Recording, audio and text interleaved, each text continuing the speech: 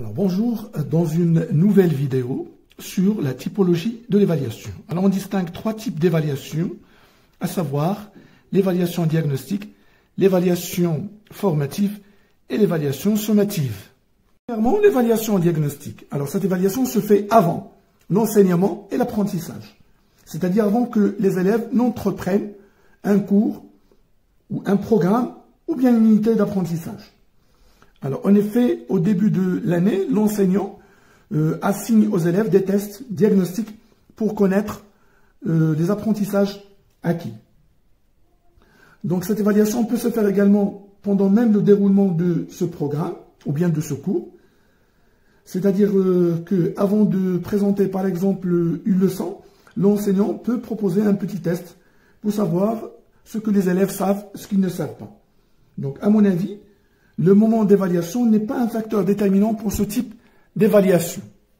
Alors pourquoi l'évaluation diagnostique? Alors l'évaluation diagnostique fournit des renseignements sur le niveau de compétence de l'élève, c'est-à-dire sur ses ressources, c'est-à-dire son savoir-faire, son savoir et savoir-être.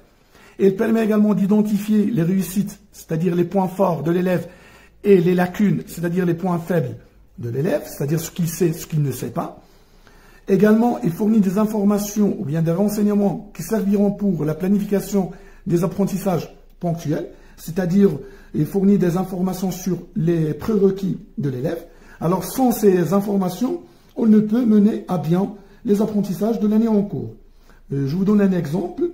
Par exemple, une maîtrise de l'auxiliaire, des auxiliaires, donc l'auxiliaire avoir et l'auxiliaire être, constitue donc un prérequis pour l'étude du passé composé. Alors, deuxièmement, l'évaluation formative. Alors, cette évaluation se fait pendant l'enseignement-apprentissage. Donc, c'est-à-dire que cette évaluation est partie intégrante de l'acte d'apprendre. Il intervient également après l'apprentissage, c'est-à-dire pendant ou après l'apprentissage. Alors, pourquoi l'évaluation formative? Donc, l'évaluation formative fournit un feedback continu à l'élève, c'est-à-dire que l'évaluation ici est considérée comme un processus de rétroaction sur le processus d'apprentissage de l'élève. Sa visée principale, c'est d'amener l'apprenant à une conscience de son apprentissage, de sa qualité, afin d'améliorer bien sûr ses styles et ses stratégies d'apprentissage. Alors pour l'enseignant, il permet à l'enseignant d'adapter son enseignement selon le niveau réel de l'élève. Donc l'enseignant, lui aussi, reçoit des informations qui lui permettent d'évaluer son enseignement, donc ses méthodes, ses techniques et ses interventions pédagogiques. Il fournit également des informations sur la progression des apprentissages chez l'élève afin de juger bien sûr de la maîtrise ou non de ses apprentissages, de ses acquis, pour apporter des améliorations ou des correctifs nécessaires. Alors troisièmement, l'évaluation sommative. Donc cette évaluation se fait après l'enseignement et l'apprentissage. Donc c'est-à-dire il a lieu au terme d'un long processus d'enseignement et d'apprentissage. Cette évaluation également peut s'effectuer en cours d'année et dans la plupart du temps, c'est à la fin de l'année.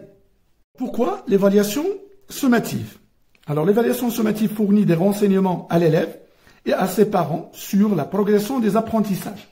C'est-à-dire que l'évaluation sommative informe les parents sur le degré de réussite de l'élève par rapport à la maîtrise des objectifs prédéfinis dans le programme. Il permet également à l'enseignant de porter un jugement de valeur sur la pertinence et l'efficacité des programmes. C'est-à-dire que ici, l'évaluation sommative, c'est un jugement, il est considéré comme un jugement porté sur l'ensemble des acquisitions du programme, donc sur le contenu et également sur les styles d'enseignement, sur les procédures pédagogiques adoptées par l'enseignant. Et enfin, il détermine le passage d'une année d'études à une autre, c'est-à-dire que l'évaluation sommative ici, il permet de prendre des décisions d'ordre administratif, donc l'échec ou la réussite de l'élève.